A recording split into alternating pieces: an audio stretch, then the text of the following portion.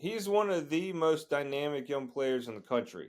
So he's the guy who could bring Alabama to a different level in the postseason, no doubt about it.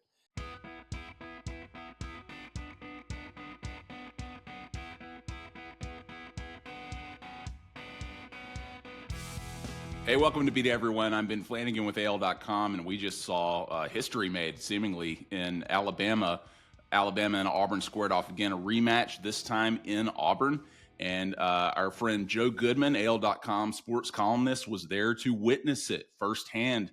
And you wrote a great column, and we'll get into the details of that. And I'm sure Alabama fans are going to be quite interested to hear your point of view there, Joe. But, I mean, the atmosphere in Coleman Coliseum a couple of weeks ago was incredible. It was 1-2, again, historic. Had never happened in this state before, certainly not between this rivalry. And Auburn took care of business. They jumped out to a huge lead. Alabama could never fully recover. It ended up being a good game, but Auburn looked like the number one team that day. And Alabama, 2 straight losses going into this one in the rematch. They lose to Tennessee at the buzzer. They get kind of embarrassed at Coleman Coliseum in their final home game of the year against Florida. So things aren't looking good. It's shaping up to be maybe a blowout and sort of like a crowning moment for Auburn as the regular season SEC champs against their bitter rival. But Alabama comes through. Tell us what you saw. I mean, it was an amazing finish, but to be there in person must have been different.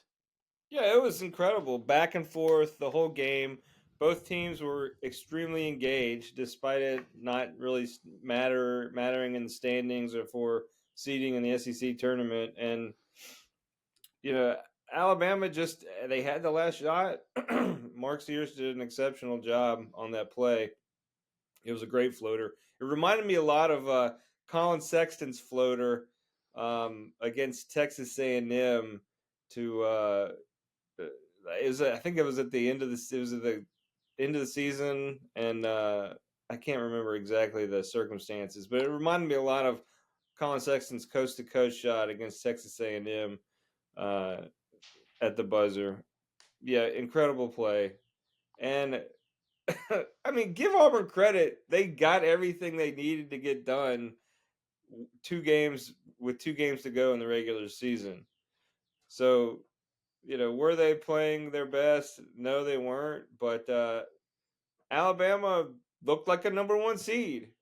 Finally, they got their mojo back. Nate Oats calls it Mudita, but uh, whatever you want to call it, it's good to see Alabama rolling into the SEC tournament because you can make the case that there are 4 number one seeds in the SEC. Yeah, pretty incredible. And you're right. I mean, Alabama could have rolled over to in the regular season. It's kind of what happened last year, right? Alabama struggled as the season came to a close. They struggled in the SEC tournament, and then they obviously go on the run that they did that nobody expected. And then on paper, their roster looked much better going into this season. So you have to think that they would finish the season stronger, go into the tournament a little stronger, and it seemed like they were going to have a repeat of last season. So it's a huge win for them.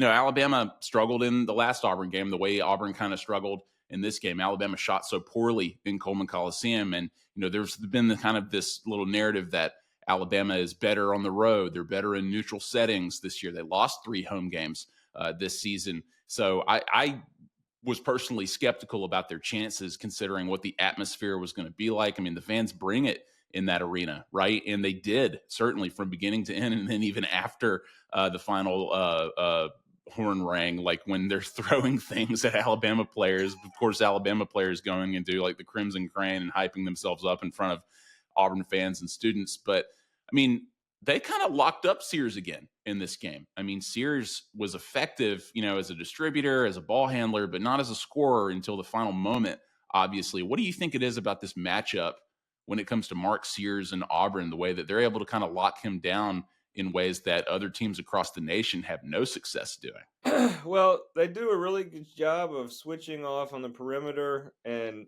staying close to him. And Denver Jones is a really great perimeter defender, and Auburn is blessed with a lot of length on the perimeter in their defense, and that gives Mark Sears problems. So, if Alabama runs up against a team, Florida is another team that's really long, and so if Alabama runs into another team or Sears does that has some really good perimeter defenders, it could be a problem for him. But Alabama has other weapons, and it was really good to see Grant Nelson come through in the clutch when he needed to against Auburn. I think even Nate Oats said something about it's good to see March Grant Nelson back. Hopefully, we get March Grant Nelson here this month. Um, and Nate Oats said something else pretty interesting too during his post game. He mentioned just kind of offhand that this team is better than last year's team. That he still, he thinks this team is better than last year's team that made the run to the Final Four. So, I mean, they still expect a lot from this team, and I expect a lot from this team. They can make another deep run, and they can win the SEC tournament. You're right about Grant Nelson. I mean, it sounded like they wanted to get him in a lot of one-on-one downhill situations. That's the word they kept using, right? Where you've got Grant Nelson facing the basket, he's several feet away from it, and he's able to just create his own opportunity against the defender. Something he did so well, most notably probably in the North Carolina game, the Sweet 16 game last year, where he had the huge individual numbers. He was able to kind of repeat that against Auburn this weekend, going at even Janai Broome, who had an unbelievable game, with 34 points. It was huge for him. Nate Oats pointed out that, I think that they're proud of this win because Auburn wanted to win the game. Like they wanted to celebrate again, winning the regular season against their bitter arch rival in their home arena, last game of the season. And so Auburn had something at stake, even though, considering a number one seed wasn't really on the line for them. They're going to have that even if they're playing for the number one overall seed, I guess. But I mean, you had guys like LeBaron Philon step up. I think that he, especially in the absence of Latrell Wrightsell, he is somebody who has emerged at the beginning of the season. He was fantastic. He hit kind of a lull once SEC play started, but he has kind of established himself as Alabama's perimeter defender. Like he's a guy who can come up with big turnovers. He did against Auburn here. How important do you think LeBaron Philon is going into postseason play now that he seems to have developed with a full regular season under his belt as a freshman? He's one of the most dynamic young players in the country. So he's the guy who could bring Alabama to a different level in the postseason, no doubt about it. The steal against Pettiford at the end of the game, I mean, that's what that kid does. He's really good at just creating offense out of his defense, and it's something that you can't coach. That's why he's going to be a number one, or that's why he's going to be a first round draft pick in the NBA. He's just an incredible basketball player with great instincts. And so, guys like that, they really tend to come along in March and make big differences for their team. So, Philon, if I had to pick like 5 freshmen in the country who are going to have the biggest impact in March, he would be right there. And so would Pettiford. Yeah, 100%. I mean, that dude's a sharpshooter, dangerous. I mean, when he has an opening, like just a little bit of space, he's going to make you pay. Like, let's talk about the Auburn side of this real quick. I mean, especially considering the point of view of your column. And, you've written about Chad Baker-Mazara before, right? You've defended him on our site on AL.com. But, you've got a column up now that is getting a lot of traction, Joe, and people are talking about this. And where you ask, is Auburn too dirty to win a national championship?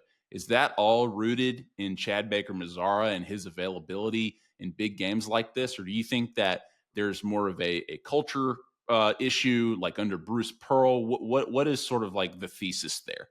Yeah. So Janai Broome is an incredible leader. Okay. He is a great basketball player. Really the team kind of follows his lead there at Auburn. And he's done a great job of establishing himself in the culture. But Chad Baker-Mazara is kind of like that X factor. And you would Janai Broome said something after the game when I asked him about Mazara. I was like, what is this guy going to be a problem? What are you going to tell this guy going into March? And he's like, he's got to learn from his mistakes. But at what point do you need? I mean, he's 25 years old. I mean, this is who he is. Yeah, grown man. it can be a problem. It can be a major problem for Auburn if one of their best players loses his mind in a big game. I mean, we've seen it before. We've seen it twice before now. And he was just diving all over the place before they threw him out of the game. You know, like just play your game. That's all you got to do. Play hard. He makes a lot of stuff happen, but the book on him is pretty simple at this point. You just keep pestering him and agitating him and whatever, and he's gonna lose his mind. I mean, Do you think that's Chris Youngblood though? Like, do you think Chris Youngblood, I guess, got under his skin in some ways in the game that the refs may not have noticed? Because all the Auburn conspiracy theorists are sharing footage showing maybe Chris Youngblood stepped on Chad Baker Mazara's elbow at one point in the game, and that who angered him. cares? Who cares? Right. So I mean, that's basketball. I mean, yeah, listen, it doesn't matter, okay, who the player is. Chris Youngblood's a great basketball player, but they prepared for that game knowing that if they get under Chad Baker Mazara's skin, he can lose it. And that's what happened. And that's going to happen in every single game for him now. And the refs are not going to give him the benefit of the doubt. And he has backed himself into this corner, and it affects Auburn. So it's definitely something to watch in March, at least. I mean, it was a point that Nate Oats made going into the last Alabama Auburn game, right? Like, don't start the fight, let them start the fight, right? Like let them get in trouble. He Basically, even talked about it after the games. He took kind of a shot at Chad. He was like, "We didn't make the dumb plays that cost your team points." I mean, he was clearly talking about Chad Baker Mazara, and I know that Youngblood missed those two free throws after the foul, but Janai said they could have won without Chad Baker Mazara, but that's not the same thing as like having a better chance to win with him on the court. You don't sit him. You can't sit him. He's a great player. You can't sit him in the SEC tournament to like teach him a lesson or anything like that. They're beyond that. It's just it's go time, man. Like, they need him, and you're right. Like, he has an edge that is useful in big games like that, because he can obviously get in the heads of opponents, but when it goes too far, it obviously can cost you. I mean, remind me, like, when you asked Bruce Pearl about him, didn't you say, like, are you worried about him? Like, are you worried about worried? Yes. Are you worried about, like, him impacting the team, or like, are you worried about him, like, individually, that like there's something else afoot here in terms of like his ability to stay on the court and sort of like mentally focused so that he can help the team instead of hurt the team? Yeah, his focus is certainly not there.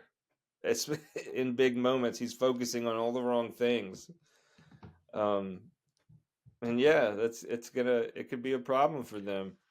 They went out in the first round last year. They had a good team. They won the SEC tournament. They went out against Yale. Yeah, we know. We remember well.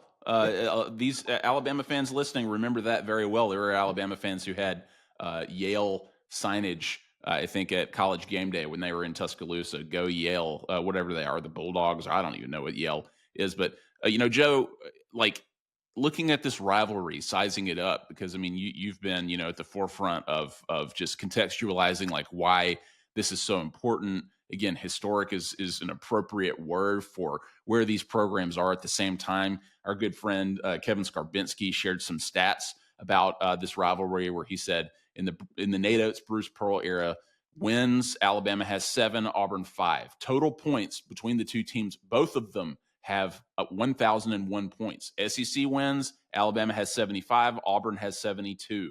Overall wins, Alabama has 141, Auburn has 141. So it's like, between these two teams, between these two coaches, it just seems like a dead split. That's pretty special for a rivalry like this, at the level that they're at, the national level as a nationally competitive team, as March contenders. This is unbelievable. Yeah, we're sitting here on the cusp of the greatest month in the history, potentially, of college basketball history in the state of Alabama. Both teams could make it to the Final Four. I hope, I hope that the NCAA selection committee does the right thing for the state and puts them on opposite sides of the bracket. So there's a chance, at least a chance, that there could be an Alabama Auburn national championship game, but hopefully we could at least get one in the Final Four. I know they're not going to put them in the same region, so that's good. Um, yeah, this is it. Like this is the high, and really you have to give, as much as Alabama fans are not going to want to hear this, you have to give Bruce Pearl credit for the state of Alabama basketball. This is at least my opinion. Auburn and Alabama were both down when Bruce Pearl was hired. I mean, Auburn was just the backwater of backwater college basketball programs, and he's turned that school into a basketball school. And they had 750 kids camp out for this latest game against Alabama. I have a theory about the camping out. You know, they've lost their last two camp out games down at Auburn. I think they just wear themselves out before the tip off, and because I was there for the Tennessee game this year. They didn't camp out for that one. That was an incredible atmosphere. I mean, it really helped the team. Against Florida, against Alabama, it would almost wasn't even, it didn't get there. So I think like when they camp out, they just like wear themselves out. But that's a different story. But Bruce Pearl is really, he came in and he changed the dynamic of the state, and Alabama really had to match that. So they went and they hired Nate Oats from Buffalo. It was a great hire. Nate Oats he's an absolute incredible coach, and an incredible recruiter. It's just the greatest time to be a sports writer. I know that. I mean, football is incredible every year, and now you get basketball too. So Yeah. Alabama and Auburn are at the forefront of college athletics, and it's a fun time. Joe, a couple more things. The Grant Nelson crane kick motion after his big dunk in the game, he obviously just has a highlight moment where he slams it, gets fouled, it's and one. He turns around, there's Janai Broom, and he just kind of does the crane kick motion, and Bruce Pearl loses his mind. He's screaming, "That's a taunt! That's a taunt!" to the referee. They don't call a technical foul. What do you think of that moment? Kind of a Shut up, surprise. Bruce. Kind of a Shut up. surprise. Kind of a surprise coming from Grant Nelson, wasn't it? Shut up, Bruce. Let the kids have fun. Yeah, Grant Nelson should do the crane kick after every dunk from here on out. I mean, it's great. It's great theater. It is, it is his mustache, his crane kick. It's hilarious. I mean, it was just great too that Auburn fans started throwing the towels. Like, we're throwing in the towels, Oh wow. literally. Wow. So you're sensing a metaphor there. Towels that say SEC regular season championship, right? Like, I mean, some of them weren't throwing them as Alabama was leaving. They were holding them up as if to say, like, this doesn't bother us. We're regular season champs. But a lot of them threw the towels at Alabama fans. What was that like to see that in person? Yeah, that was an all-time moment to see all those SEC championship towels being thrown at Mark Sears. I hope he kept one. I hope he kept one as a souvenir, because those are the type of things as a player that you're going to remember for the rest of your life. Joe, last thing here. Do you think Alabama deserves the number one seed? And Yes, absolutely. You could have made the case even before the Auburn game. They have the win against Houston. Okay, I know Houston hasn't lost in forever, but Alabama had to play 7 ranked teams to end the season. No one else had to do something like that in the entire country. It was tough. And so after getting beat up and beating everybody up, you got to end the season playing against potentially 3 number 1 seeds, okay?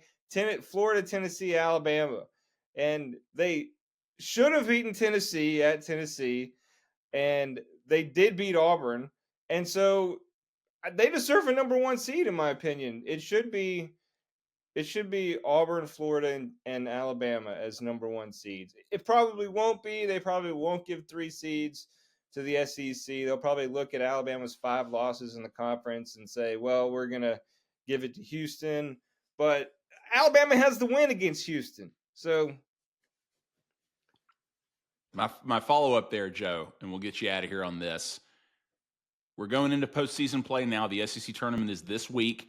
Alabama and Auburn are on opposite sides of the bracket, so they could meet in the SEC championship. But looking ahead past the SEC tournament, which team between Alabama and Auburn do you have more faith in to make a run and potentially make the Final Four, make the championship, win a championship? If you had to pick between Alabama and Auburn as the regular season ended, who are you betting on? Not to say that we're betting, but you know what I mean. Who do you have more faith in at this point?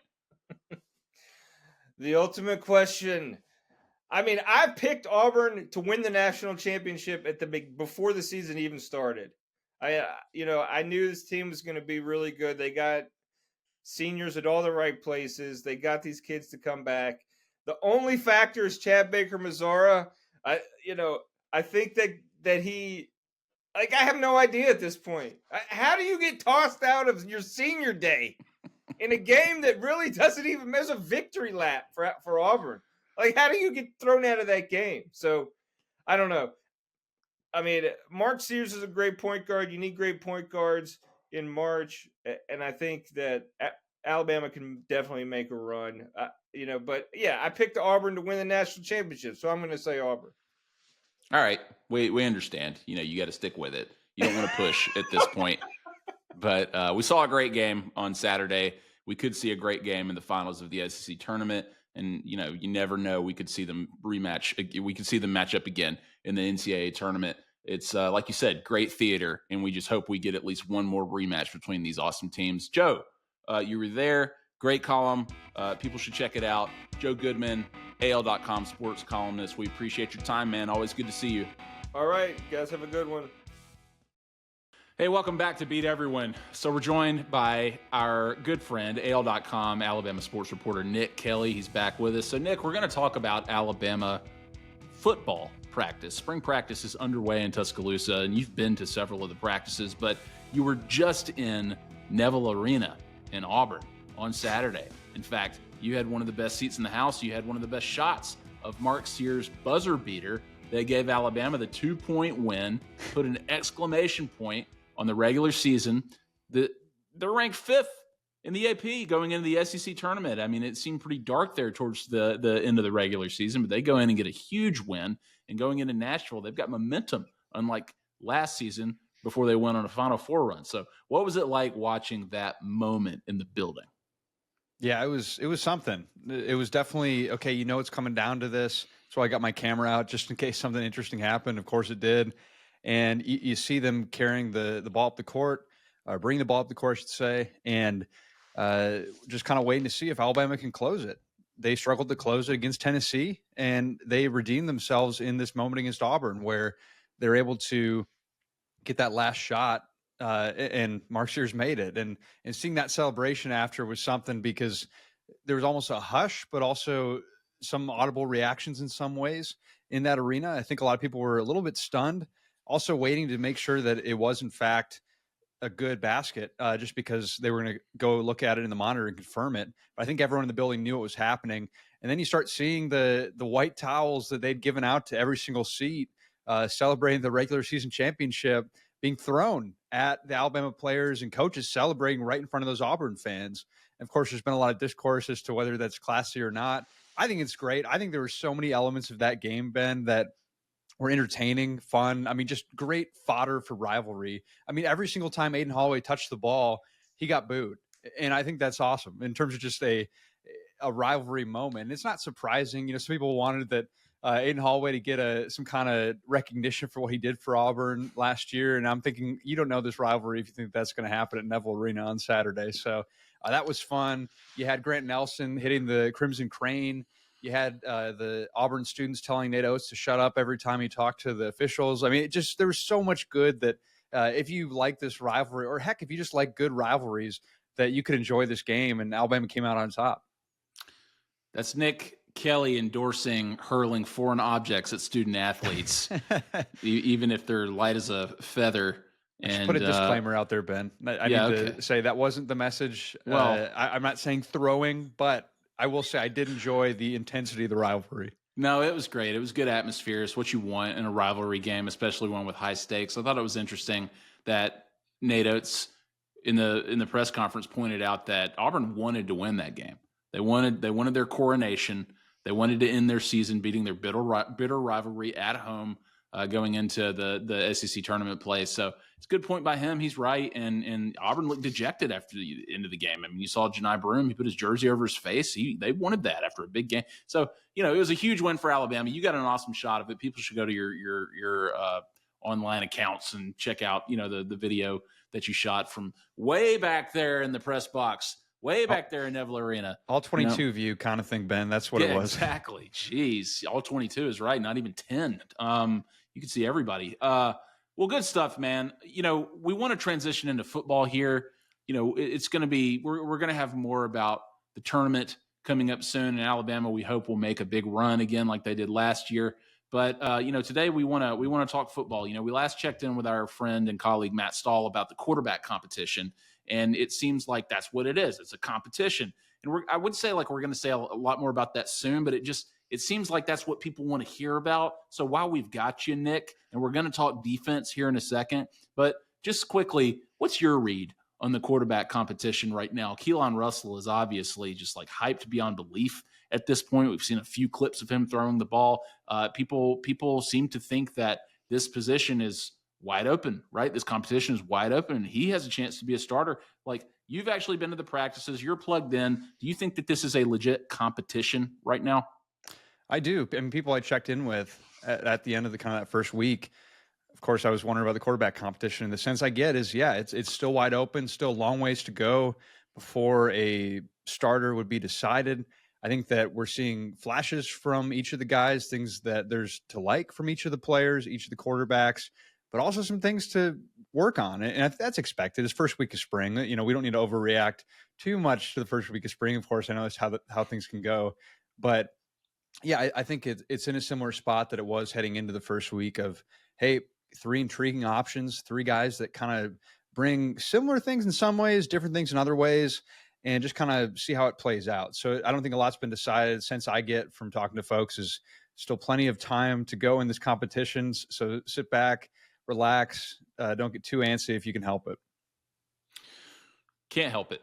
People get antsy this time of year. Spring practice, there's not a lot to go on, especially short clips of them throwing the ball, against no defenders. But that's what we do around here. We overreact. Okay, thank you for that. We want to ask you about the other side of the ball, though, right? Kane Womack returns for his second season as defensive coordinator under Kalen DeBoer. And, for the most part, Womack received high marks in 2024, right? That Swarm D approach we kept hearing about. This unit ultimately gave Alabama a chance to win most games and put them in a position to compete for a playoff spot, with some notable exceptions, including Alabama's 4 losses, including ending the season with a loss against Michigan in the something bowl, whatever they played in. But at spring practice, Womack spoke to the media, and he talked about inconsistency for Alabama's defense. Obviously, they want things to work on, right? He didn't think that they handled success well as a team collectively, was something that he said. He said that he thinks that not handling success hurt them on the field.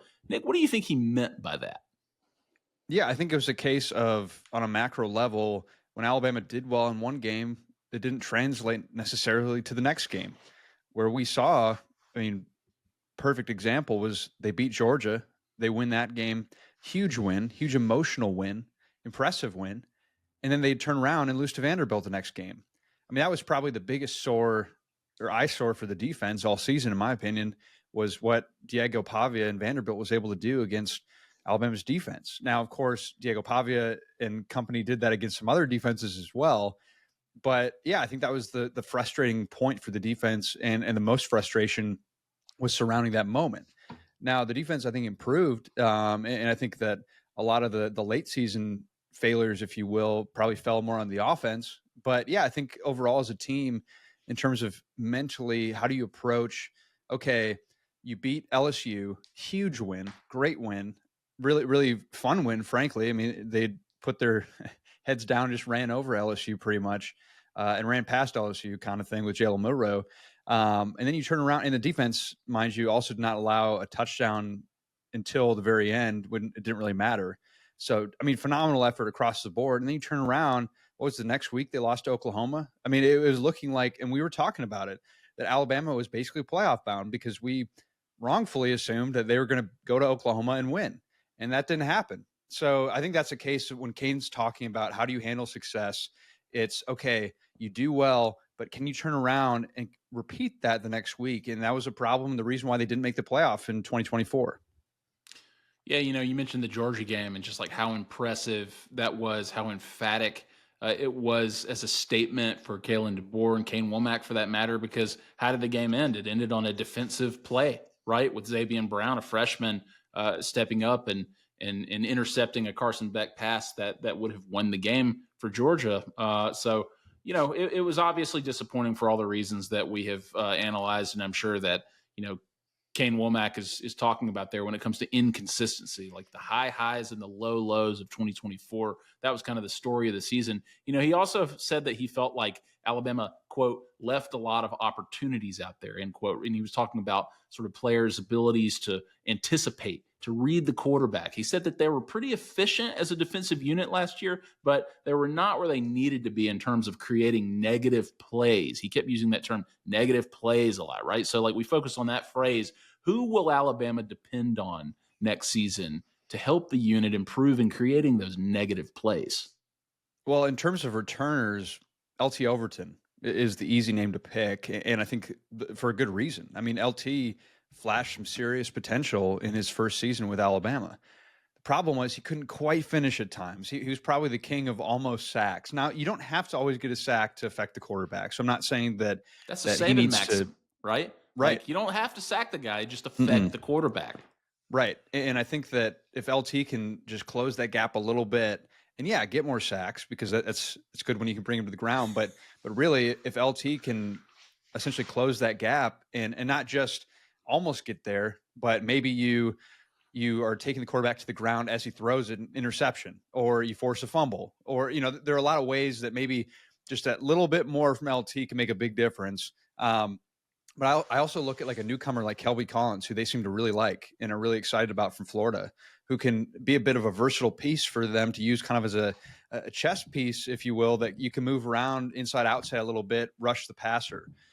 They seem to be really optimistic about what he can bring.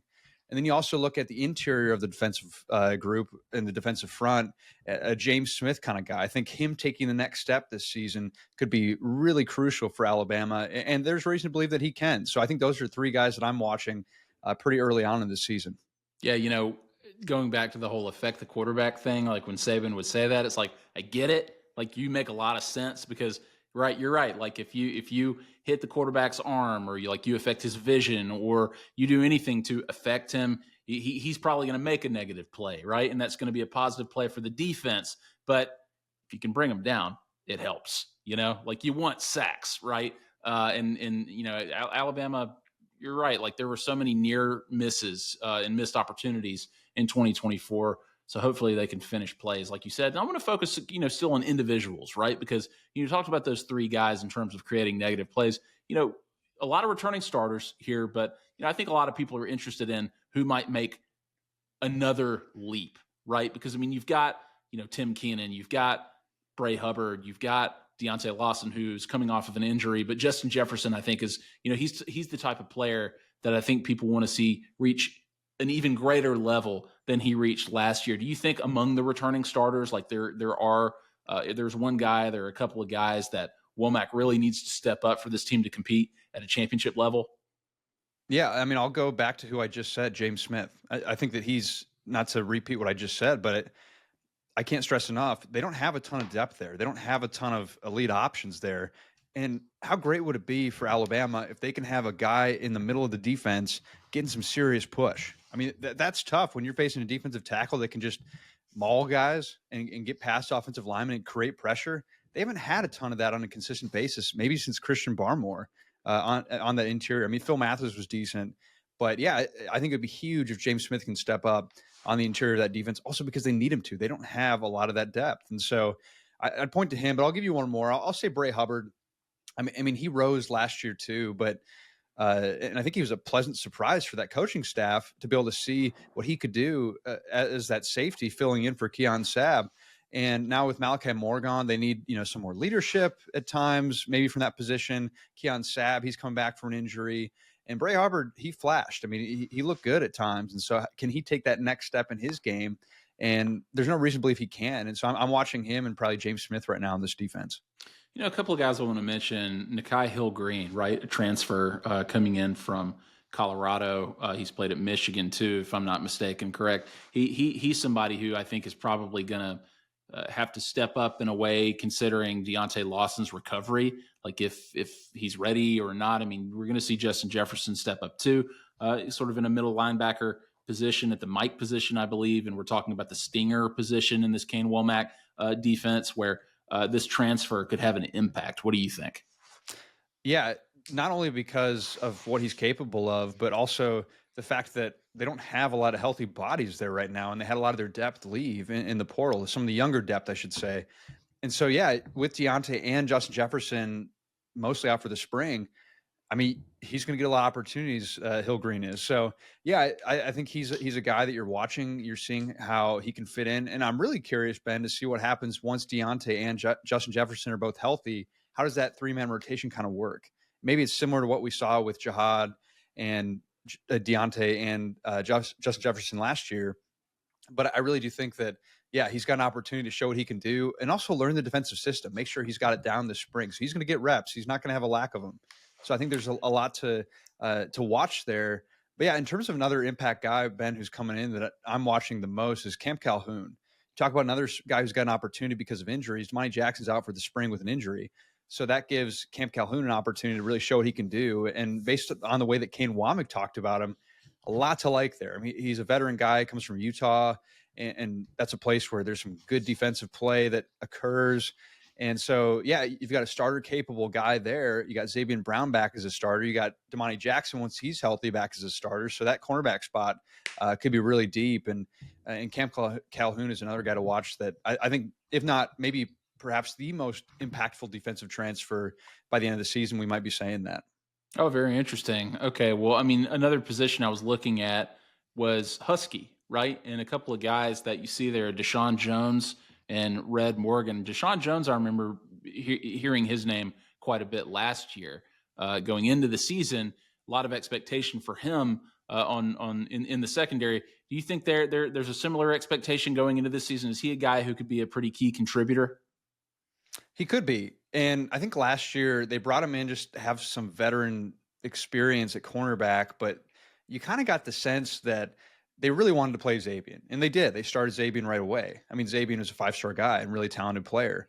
And so, yeah, I think that it was a case of they liked what he could bring, but they just needed, I mean, they were so thin at defensive back last year. They just needed someone who played some college football. And he was available in the spring window, brought him in. But I think that through the course of the season, they saw, okay, we're set at cornerback pretty well. Now we can maybe move and try Deshaun Jones at the Husky spot, that nickel spot. And I think that they liked what he could bring there. And it sounds like he's coming along pretty well. But he's going to have some competition. I mean, that's the thing. I mean, Devontae Smith is gone. He went to Notre Dame. But, I mean, you look at Red Morgan. You also look at Drake Kirkpatrick Jr. That was a name that Kane Womack brought up, of course, the son of Drake Kirkpatrick, competing at that spot. So that was a little bit new. And so, yeah, we'll kind of see how that works itself out over the course of the spring into the summer. But we also could see multiple guys. And frankly, they just need to train multiple guys there because they had injuries at the Husky spot last year. That's where you saw a King Mack playing at Husky in the game against Tennessee. I think he gave up a touchdown against Tennessee, and now he transferred back to Penn State. But yeah, you need some depth there. So we'll see if a starter emerges. But I would say Deshaun Jones probably has the early lead in that spot. Yeah, sort of rounding out the defensive conversation here. I mean, I think when Kalen DeBoer came to Tuscaloosa, the idea was, wow, okay, Alabama's going all in on offense, right? You're bringing in this offensive guru. They're going to be high-powered. He's going to develop NFL-ready quarterbacks like he did at Washington. He's got talented guys in that room already. He's got a lot of speed at wide receiver, a lot of depth at running back. And, we saw some high-powered offense throughout the season, but they obviously struggled and had inconsistencies of their own. But, for the most part in 2024, the defense was a reliable unit. And maybe that's something that, Kalen DeBoer is used to as a head coach. But do you think that this team in 2025 is going to have like a similar defensive identity where they can be an elite unit that can compete at the championship level? I think so. I think they want to improve on where they were last year. I mean, I think they were still a top 10 defense or so, but they want to get even better. And there's no reason to believe they can't, because they brought most of the guys back. And I think also you try to bring in some guys who can bring some more pressure, like Kelby Collins, because Kane Womack had to generate a lot of pressure through creativity last year. And hopefully guys like, Yanze Pierre or just even a Keon Keeley potentially can generate more pressure that wasn't there as young guys before. So, I think it's completely realistic. I think also, frankly, you're going to want to lean on a good defense early in the season when you're breaking in a new quarterback. I mean, when you have, no matter who starts, none of these guys have played much college football. I mean, Ty's been around a while, but he hasn't played much. I mean, I don't think he even has a touchdown yet thrown in essentially the relief time that he's played mostly. So these are not experienced quarterbacks. And so you want a defense you can rely on that, okay, you make a mistake, you turn the ball over in your red zone, the defense got to step up. Now, of course, it'd be nice if both can be great. And I think that's possible when you bring in a Ryan Grubb. But as this quarterback situation kind of works itself out and you figure out who's going to be the starter and he ideally would improve, you can rely on that defense until then. So I think this team is set up really well to have quarterback development occur. And this defense that Kane Womack's built is a big reason for that. Have you seen any ice cream trucks in the area during spring practice yet? It's warming up out there. People might have a taste for something cool. Not yet, Ben, but if we do see one, we know we can blame any issues in 2025 on. That will be the reason. The one time they bring ice cream post practice, like that's if I can get on my soapbox for a second. What, are you going to defend ice cream? Well, ice cream, that's my weakness. I don't even want to get started on a whole ice cream discussion. But the fact that people are pointing to an ice cream truck that, like, it was not out there every practice. It's not like guys left their drills in the middle of practice to go get an ice cream cone. Like they weren't having treats in the middle of practice. Like, it was a one-time thing to, like, essentially it's a long summer. This is not, I mean, again, things get overblown, but it happened. We saw it, but this is not like a regular thing. And it's not like they're eating ice cream instead of good, healthy things now. You know what people call it ice cream. You know what I call it, Nick? Soft serve. Soft serve. Okay. That's what it is. Emphasis on soft. No, I'm just kidding. I mean, like, we all like ice cream, Last thing, you're going to Nashville. You're going to cover the SEC championship, or the tournament, I should say. Alabama plays on Friday. They'll be waiting their opponent. We don't know who that will be at this point. They and Auburn are on the opposite sides of the bracket.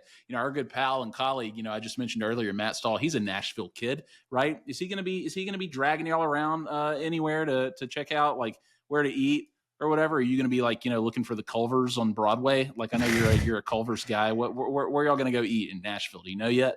It's a good question, but yeah, Matt's in charge of eating, so he's got to lead us not astray, and I don't think he will.